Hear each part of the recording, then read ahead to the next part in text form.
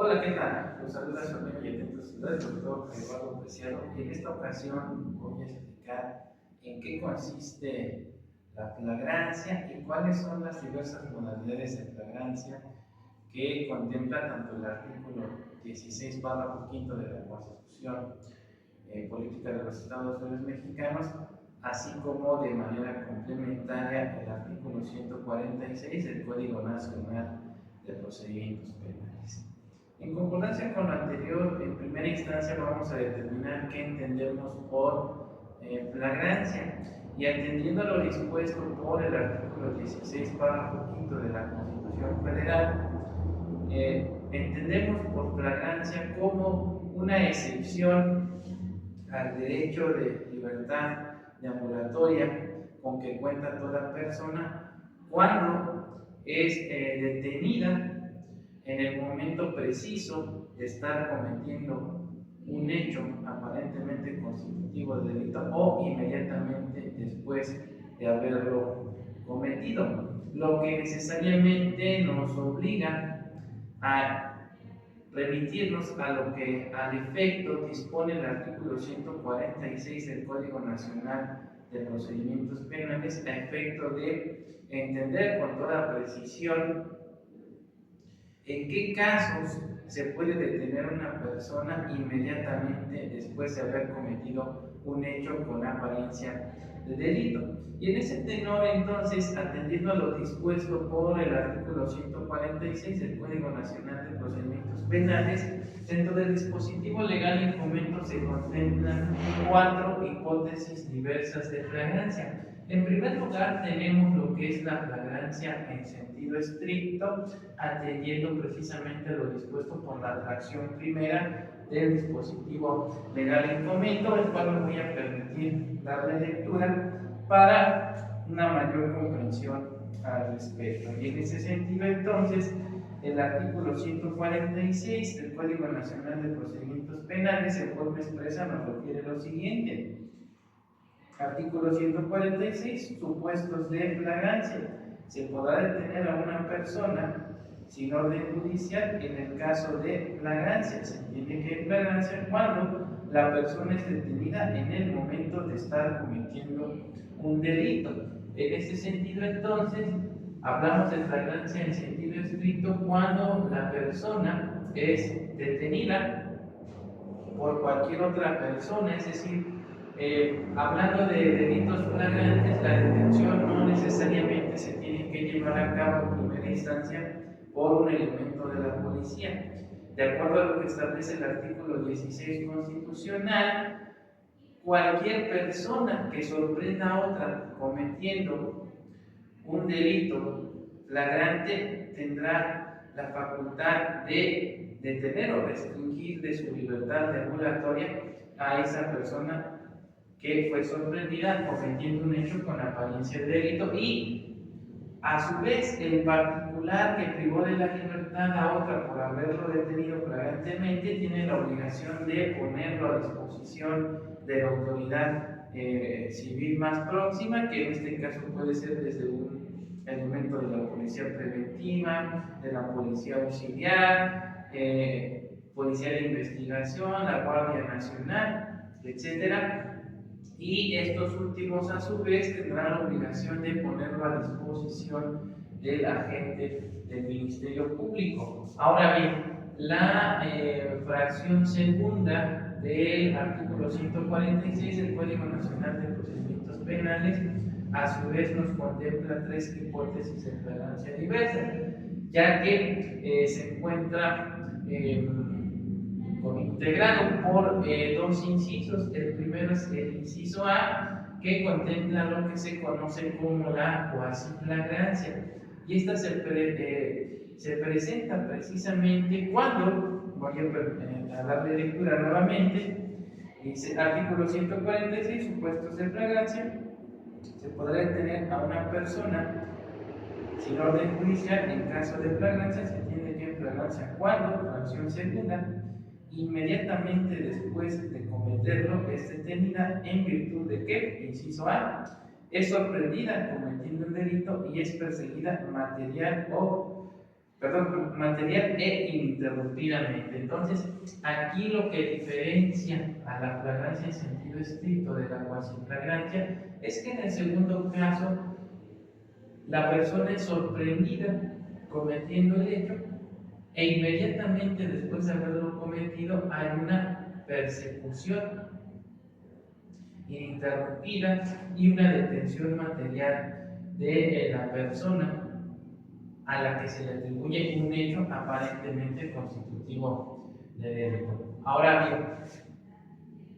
el inciso B nos contempla dos hipótesis de flagrancia diversas. En primer lugar, la fracción segunda inciso B en su primera parte regula lo que se conoce como la flagrancia por señalamiento, que como su nombre lo indica, es cuando la persona que cometió el hecho señalado como delito es precisamente señalada por la víctima, algún testigo presencial del hecho o incluso un partícipe del mismo. Y en ese sentido, entonces, el inciso B de la fracción segunda del artículo 146 del dispositivo legal en comento nos refiere que cuando la persona sea señalada por la víctima o ofendido, algún testigo presencial de los hechos o quien hubiere intervenido con ella en la comisión del delito y cuando tenga en su poder los instrumentos, objetos, productos del delito. Entonces, aunado que tiene que haber un señalamiento por parte de la víctima, algún testigo presencial del hecho o incluso un partícipe del delito, se le tiene que encontrar además en su poder los objetos o los instrumentos del delito. Y finalmente, el inciso B en su última parte nos contempla otra hipótesis de flagrancia que se le conoce como flagrancia indiciaria al disponer lo siguiente: se cuente con información o indicios que hagan presumir fundadamente que intervino en el mismo. En este caso, como tal, la detención se lleva a cabo porque inmediatamente después de haberse cometido el hecho, se cuenta con información o indicios que hacen presumir fundadamente que una persona participó en la comisión de un hecho con apariencia de delito. Y podemos poner el ejemplo de una persona que es desapoderada de sus pertenencias en la vía pública y a escasos metros hay un botón de pánico, el cual oprime y a través de la bocina que tiene este sistema da información sobre las características físicas de la persona,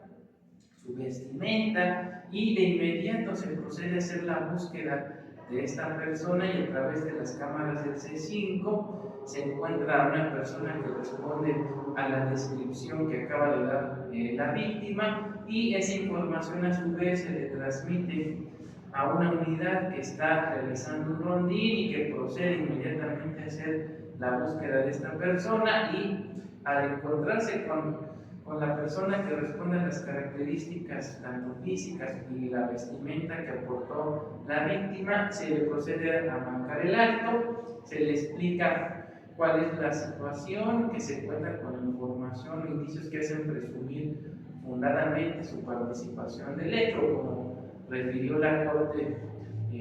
la Suprema Corte a través de jurisprudencia, una sospecha razonable.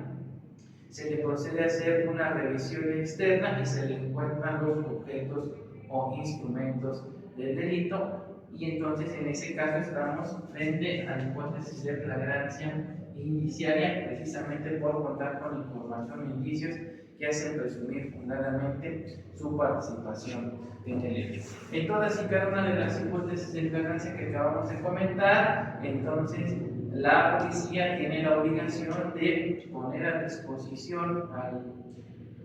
al detenido del Ministerio Público de la forma más inmediata, sin poder distraerse en realizar actos de investigación como recolectar indicios, vestigios o tratar de localizar a la víctima o ofendido del delito, porque de ser así, la detención se calificaría de ilegal. Entonces, una vez que es puesto a disposición del Ministerio Público, este último tendrá que analizar si efectivamente la detención que practicó la policía se ajusta o no a los parámetros que establece tanto el artículo 16, párrafo 5 constitucional, como cualquiera de las hipótesis que prevé el artículo 146 del Código Nacional de Procedimientos Penales. Y de ser así, entonces se calificará de legal la detención y desde luego el Ministerio Público tendrá 48 horas